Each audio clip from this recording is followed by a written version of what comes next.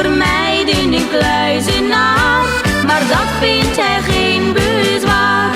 Op het strand van Ameland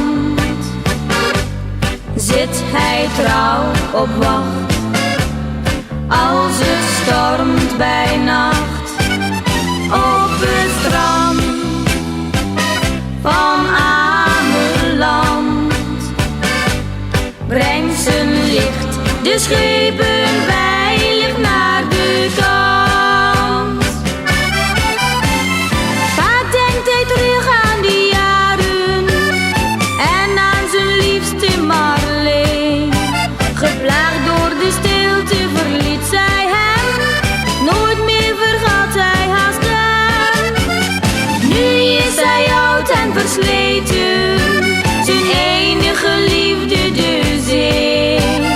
Sterk als een rots blijft hij op zijn post, tot eens de dood hem verlost.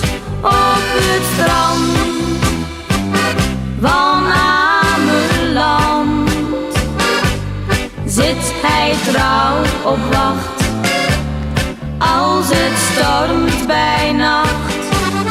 Op het strand van Ameland brengt zijn licht de schepen veilig naar de kant.